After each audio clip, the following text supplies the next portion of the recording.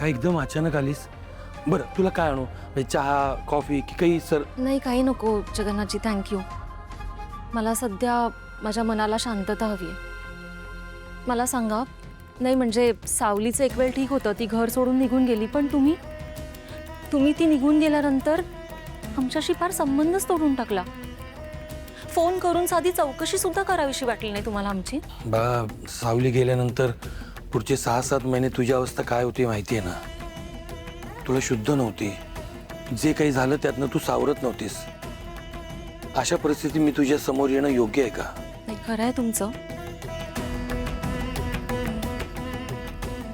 पण नंतर हळूहळू सगळ्या गोष्टी कळल्या. अर्थात सारंगकडून आणि आईंकडून जेवढ्या आणि जशा कळायला हव्या होत्या तितक्याच.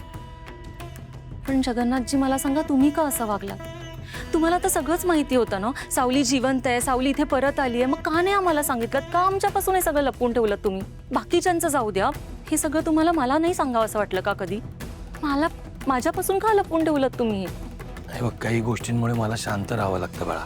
जगन्नाथजी, अशा कोणत्या गोष्टी होत्या? इतक्या वर्षांनी सावली जेव्हा घरी आली तेव्हा सगळ्या गोष्टी कळल्या.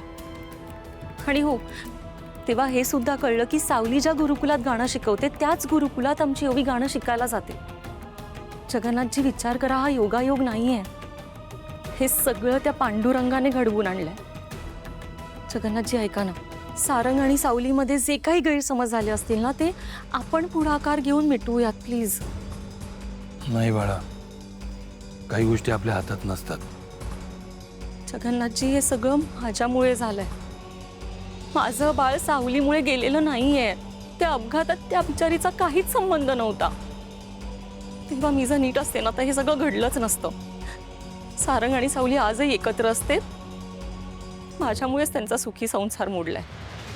आणि माझ्या मनावरचं हे पापाचं, या चुकीचं ओझं काही केलं कमी होत नाहीये जगन्नाथजी. हे बघ बाळा, तू शांत हो आधी आणि स्वतःला दोष देणं आधी बंद कर.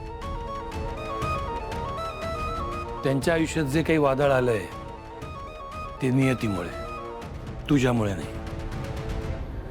आणि त्या दोघांना जर एकत्र यायचं असेल तर नियतीच मार्ग काढेल. तुझा त्यात काही दोष नाही. नाही जगन्नाथजी, असं असतं ना, तर नियतीने मला एक सवत आणून मला जिवंतपणी अशा मरण यातना दिल्या नसत्या. हे सगळं खरंच माझ्यामुळे झालंय, मीच कारणीभूत आहे. आणि म्हणूनच मला असं वाटतं की सारंग आणि सावलीला एकत्र आणण्यासाठी प्लीज माझी मदत करा, प्लीज. नाही बाळा, आता ते शक्य नाही. आणि मी तुला हात जोडून विनंती करतो, तू या विषयात पडू नको. कारण त्या दोघांचेही मार्ग आता वेगळे झालेत. तुला सांगतो बाळा, मी त्या दोघांची पत्रिका वारंवार बघत असतो. त्यांच्या पत्रिकेतली ग्रहांची स्थिती, नक्षत्रांची स्थिती इतकी गुंतागुंतीची झाली आहे की नाही शक्य. जगन्नाथजी, मला पत्रिकेतलं फारसं कळत नाही, पण माझ्या एका प्रश्नाचं उत्तर द्या. सावलीने दुसरं लग्न का केलं? तिचं सारंगवर जीवापाड प्रेम होतं ना, मग का असं वागली ती? मी ह्यापेक्षा तुला काही जास्त सांगू शकत नाही, कारण सावलीच्या वचनात मी बांधलो गेलो. मी तिला शब्द दिलाय की जे काही सत्य आहे ते कधीच कोणासमोर येणार नाही. त्यामुळे नको विचारू प्लीज. तुला वाटतं ना त्या दोघांनी कायमचं एकत्र यावं? तुझी इच्छा आहे ना, माझी पण तीच इच्छा आहे. त्यामुळे शांत राहूया, तूही शांत राहा. गुरुकुलातून आलेल्या लिस्ट प्रमाणे ट्रॅकिंग शूज, 2 ट्रॅक पॅन्ट, पाण्याची बॉटल, त्यात पाणी, 2 टॉर्च, एका टॉर्च रस्ता दिसत नव्हतं हा, आणि मच्छर मारायचं मलम, ORS पावडर, टोपी, रेनकोट. बापरे बाबा, वाटलंच मला तू येशील. मग येणारच कर. पिकनिकला काय काय सामान न्यायचे त्याची लिस्ट नाही. मग आपल्याकडे काय आहे काय नाहीये ते बघायला नको का बाबा? आणि नसेल ते आणावं लागेल ना विकत. चल आपण पॅकिंग करायला घेऊया. जरा शांत हो. आजचा दिवस आहे, उद्याचा दिवस आहे, करू आपण. सारंग दादा, अरे उत्साह असणारच. पहिल्यांदा पिकनिकला चालली ती. हा पण बबलू काका, पिकनिकचा उत्साह नाहीये, मेन कारण वेगळंच आहे. काय मेन कारण? मला अभिच्या आई सोबत म्हणजे सावली टीचर सोबत 3 दिवस राहायला मिळणार आहेत. आम्ही खूप मजा करणार. म्हणून मी एवढी एक्साइटेड. ए बाबा चल ना रे. आत्ताच आपण जाऊया सामान आणायला. कशाला? सावली टीचर सोबत 3 दिवस राहणारच ना तू. जा ना मग तिच्याकडेच माग. आज नको, उद्या जाऊ आपण. तू असंच करतोस आणि आता पण असंच कर ना.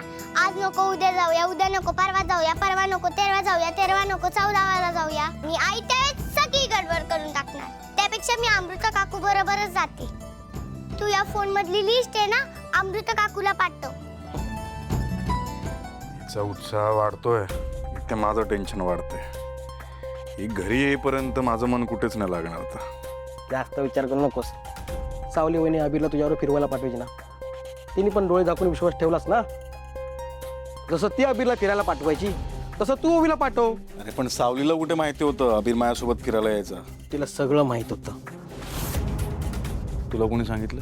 सावली वहिनी तिने मला आज सगळं सांगितलंय. अमृता काकू, ए अमृता काकू, अमृता काकू. ये पौळट. सॉरी काकू, माझं लक्ष नव्हतं. सॉरी. सॉरी काय सॉरी? हे जे तुम्ही डोळे आहेत ना ते नीट उघडे ठेवायचे आणि मग हुंदडायचं इकडून तिकडे. आणि काय ग,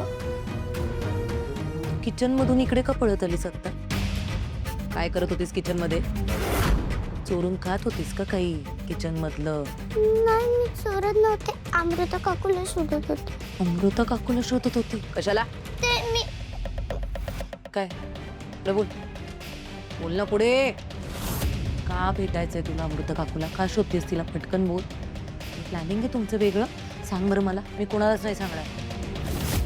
काय काम होतं तुझं तिच्याकडे? बोल ना अगं, बोल ना. थोबड फोडेन तुझं. मोनिका,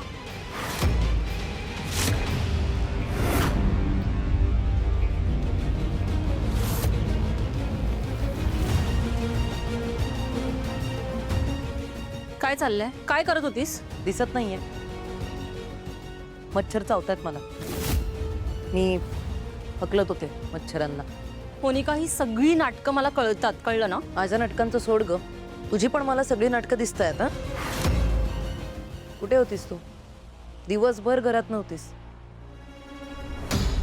तुला माहितीये ना मी या घरची देवळात गेले होते आणि रोजच जाते, त्यात नवीन काय? कोणाला सांगून जायची काय गरज आहे तेवढ्यासाठी? देवळात जायला मॅक्सिमम अर्धा तास ओके असतो. तू अर्धा दिवस गायब होतीस. नक्की देवळातच गेलेलीस ना, की तुझं काही वेगळं प्लॅनिंग सुरू झालं? माझ्याशी खरं बोला, विसरू नकोस. मी या घरची मालकीण आहे आणि मला या घरातलं सगळं माहिती असायला. हो, प्लॅन चाललाय. तुला का सांगू पण? मला का सांगू? मला सांगायलाच लागेल. हा, मी या घरची मालकीण आहे, मला सांगायलाच हवं. ओवी बाळा, सारंग घरातच आहे ना? हो, तो वरतीच आहे, रूम मध्ये बसलात. ए, तू काय जरा क्रॅक आहेस का? हा, मला सांगितलं का नाहीस तुझा बाबा वरच आहे? हा, नाही म्हणजे मला जर माहिती असतं की सारंग घरातच आहे तर मी तुझ्याशी जरा प्रेमाने वागले असते ना.